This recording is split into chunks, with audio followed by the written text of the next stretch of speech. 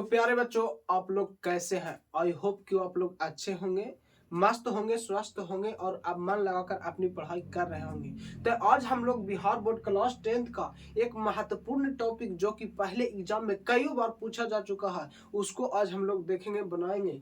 ये जो कि दीर्घ उत्तरीय प्रश्न में कई बार जो कि पूछ चुका है, इसका नाम है दर्पण सूत्र। आज हम लोग अवतल दर्पण से दर्पण सूत्र सिद्ध करना सीखेंगे और बहुत ही आसान लैंग्वेज में सीखेंगे। आप लोग कृपया वीडियो को शुरू से लेकर लास्ट तक देखिए, आप लोग समझ में आने का फुल गारंटी है। तो चलिए हम लोग शुरू करते हैं, दर्पण सूत्र सिद्ध करके बताते हैं। तो चूंकि दर्पण सूत्र होता है, दर्पण सूत्र हम लोगों का सिद्ध करके लाना है 1/f बराबर 1/v प्लस 1/u। दर्पण सूत्र ये होता है। तो हम लोग को दर्पण सूत्र सिद्ध करके ये हम लोगों को लाना है। तो एक हम फिगर बनाए हैं जो कि आप लोग देख ही पा रहे होंगे। फिगर बनाए हैं एक हम जो कि एम एन हम अवतल दर्पण लिए हैं तथा पी से लेके यहाँ सी तक मुख्य अक्ष खींचे हैं। मुख्य अक्ष ए बी एक हम वास्तु लिए हैं, ए बी से वास्तु लिए। तो ए बी से एक किरण जो कि दर्पण से परावर्तन के बाद जो कि यहाँ फोकस है, फोकस से होकर गुजरता है। दूसरी किरण जो कि फोकस से होते हुए जब दर्पण से परावर्तन होता है तो समांतर रेखा में होता है, तब जाके यहाँ पे मिलता है तो हमारा ए डेक्स बी डेक्स प्रतिबिंब बनता है। तब हमको बहुत ही आसान लैंग्वेज में इसको हम लोग सिद्ध करेंगे, आप लोग ध्यान से जरूर देखिएगा। तो सबसे पहले हम त्रिभुज ए बी एफ तथा पी एफ एम में चलेंगे। तो यहाँ लिखेंगे त्रिभुज बी ए एफ तथा त्रिभुज एफ पी एन में हम लोग ये त्रिभुज और पहले ये त्रिभुज को देखेंगे। तो यहाँ आप लोग ध्यान से देखिएगा कि ये त्रिभुज में त्रिभुज का ये कोण और ये कोण आपस में बराबर है। अब आपस में आप लोग पहले बहुत बार पढ़े होंगे, 9th में शायद पढ़े होंगे कि ये कोण सम्मुख कोण के नियम से ये दोनों कोण आपस में बराबर है। तो हम लोग लिख सकते हैं कि ना, एंगल ए एफ बी बराबर पी एफ एन आपस में बराबर है। तब हम लोग यहाँ पे लिखेंगे ए एफ बी बराबर है पी एफ एन का। यहाँ हम लोग लिखते हैं सम्मुख कोण के नियम से वो दोनों आपस में कोण बराबर है। सम्मुख कोण के नियम से, सम्मुख कोण।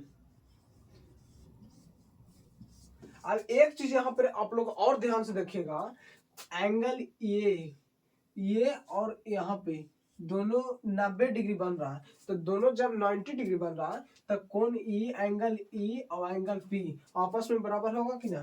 तो हम लोग सीधा यहाँ पे लिखेंगे एंगल ए बराबर एंगल पी। आप लोग ऐसे भी इसको लिख सकते हैं, ये दोनों 90 डिग्री है। 90 डिग्री जब किसी भी त्रिभुज का दो कोण आपस में बराबर होता है, जब किसी भी त्रिभुज का आप लोग पढ़े होंगे, जब भी किसी त्रिभुज का दो कोण बराबर हो जाता है तो वो दोनों त्रिभुज आपस में समरूप हो जाते हैं। अब कैसे? वो जब दो कोण बराबर होता है तो तीसरा कोण ऑटोमेटिक बराबर हो जाता है। तो हम उसको भी पहले बाद में बताएंगे सिद्ध करके कि किस प्रकार बराबर होता है। जब दो कोण बराबर, तो चूंकि त्रिभुज का तीनों कोणों का योग 180 डिग्री होता है, इसलिए जब दो एंगल इसका बराबर हो गया तो तीसरा एंगल आपस में ऑटोमेटिक बराबर हो जाएगा, इसलिए वह दोनों त्रिभुज समरूप होता है। तो हम लोग यहाँ पे लिखेंगे इसलिए त्रिभुज यहाँ पे बी ए एफ तथा बी एफ, ये समरूप का चिन्ह ऐसे होता है, समरूप है त्रिभुज एफ पी एन का।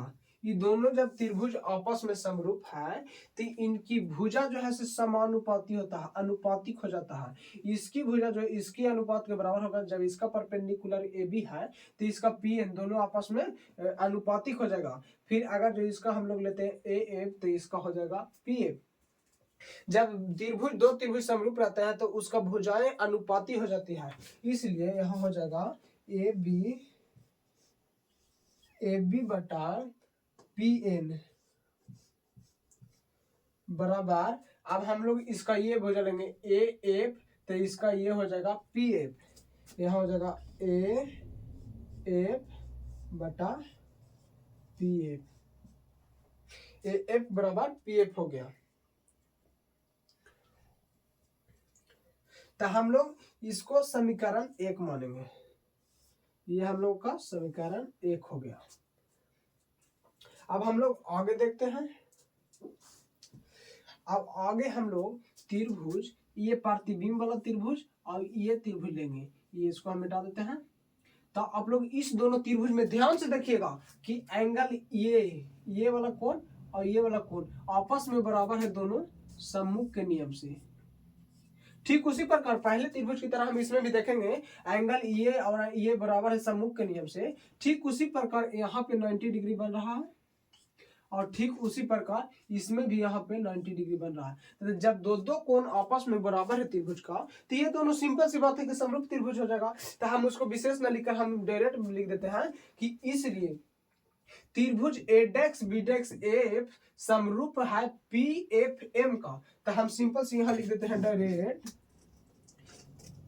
इसलिए त्रिभुज एडेक्स बीडेक्स एफ समरूप है त्रिभुज पी एफ एम का, पी एफ एम का। दोनों समरूप है। जब दोनों समरूप है ये त्रिभुज और त्रिभुज तो इसका आपस में जो भुजा है वो अनुपाती हो जाएगा। तो इसलिए हम भुजा अनुपाती कर देते हैं। तो हो जाएगा यहाँ पे लंब इसका ये है पी एम तथा इसका है एडेक्स बीडेक्स। तो हो जाएगा यहाँ पी एम बटा एडेक्स बीडेक्स बराबर इसका भुजा ये है पी एफ। तो यहां हो जाएगा पी एफ बटा इसका हो जाएगा है एडेक्स एफ। इसमें हम एक काम और करेंगे, क्योंकि आप लोग ध्यान से देखिएगा पी एम ए बी का समांतर है कि ना। जितना दूरी ए बी का होगा उतना दूरी पी एम का होगा। इसलिए हम लोग पी एम के जगह ए बी लिख सकते हैं। पीएम के जगह हम लोग ए बी लिख सकते हैं। पीएम के जगह हम लोग लिख देंगे यहाँ पे ए बी लिख सकते हैं। ठीक उसी प्रकार एडेक्स बीडेक्स का बराबर दूरी है कि ना पीएन। जितना एडेक्स बीडेक्स है उतना ही दूरी है पीएन का। तो इसलिए हम लोग एडेक्स बीडेक्स की जगह लिख सकते हैं पी एन। ओ सॉरी यहाँ पे दिख ना रहा होगा आप लोग का, हम इधर लिख देते हैं। यहाँ पे हो जाएगा ए बी और उसके बदला में लिख देंगे यहाँ पे पी एन बराबर उधर वैसा को वैसा ही रख देंगे पी एफ बटा एडेक्स एफ। इसको हम लोग समीकरण 2 मान लेंगे।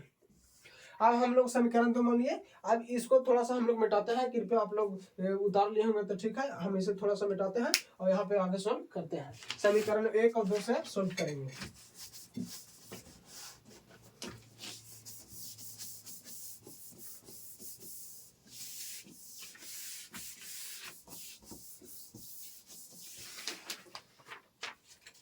समीकरण 1 और 2 में आप लोग ध्यान से देखिएगा। समीकरण 1 यहाँ पे है, एक है ए बी बटा पी एन तथा समीकरण 2 में भी है ए बी बटा पी एन। जब दो समीकरण का बायां पक्ष बराबर है तो हम लोग दायां पक्ष इसका ऑटोमेटिक बराबर कर सकते हैं। इसलिए यहां लिखेंगे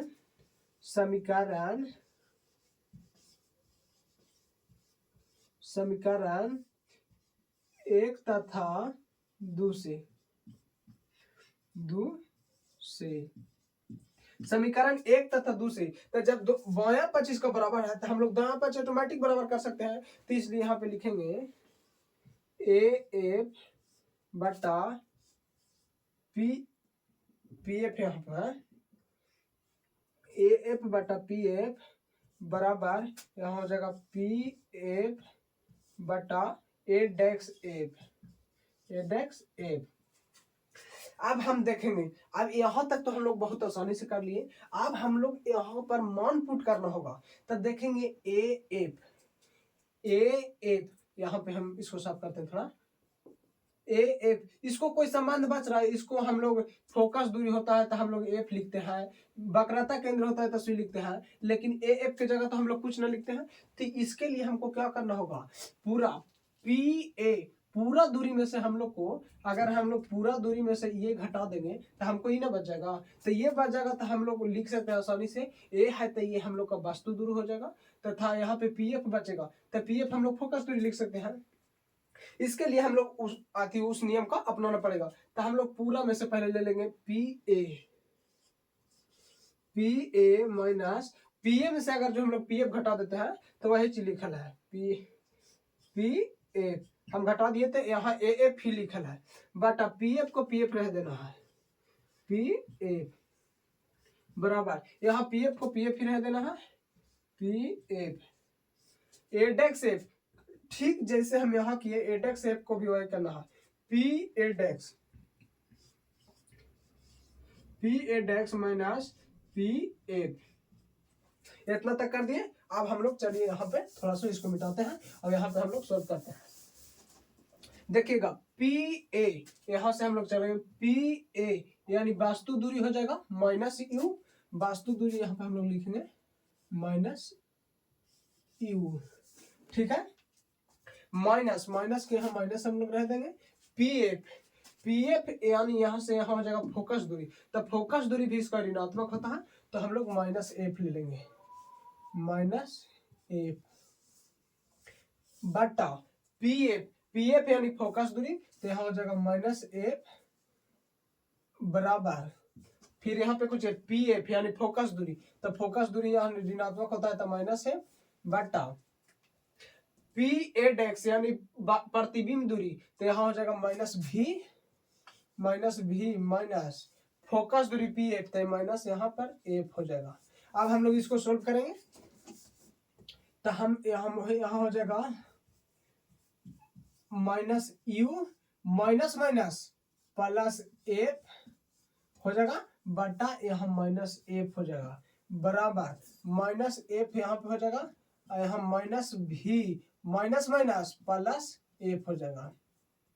अब हम लोग तिरछा तिरछी गुना करेंगे, तो अब हम लोग तिरछा तिरछी सिंपल से गुना करते हैं, तो यहाँ एफ स्क्वायर हो जाएगा माइनस प्लस एफ स्क्वायर हो गया, बराबर यहाँ हो जाएगा माइनस प्लस यू भी हो जाएगा, प्लस यू भी, और फिर हो जाएगा minus plus minus U F, फिर हो जाएगा प्लस माइनस एफ भी, और प्लस एफ स्क्वायर हो जाएगा।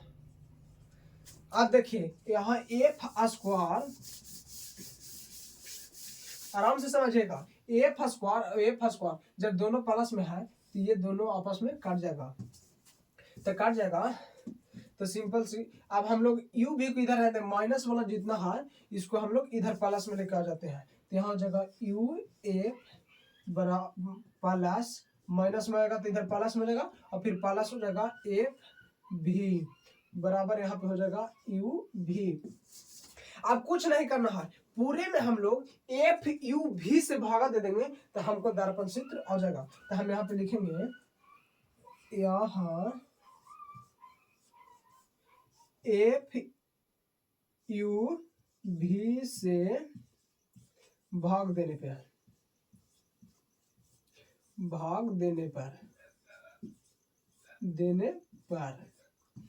तब भाग देने पर तो यहाँ हम लोग लिखेंगे यू एफ बटा पूरा एफ यू भी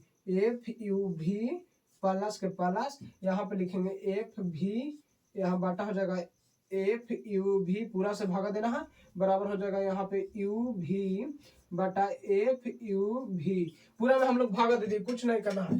तब ये एफ यू से एफ यू काट जाएगा तो यहाँ हो जाएगा 1/भी प्लस यहाँ एफ भी से एफ भी काट जाएगा तो यहाँ हो जाएगा 1/यू बराबर, यहाँ यू भी काट जाएगा तो हो जाएगा 1/एफ। तो चूंकि हम लोग का दर्पण सूत्र यही था, अब इसको हम लोग जैसे चाहे वैसे लिख सकते हैं, एफ बार पहले लिख सकते हैं, यू बाद में, कोई दिक्कत नहीं है। तो आता हमारा दर्पण सूत्र सिद्ध हुआ, सिद्ध हुआ, सिद्ध हुआ।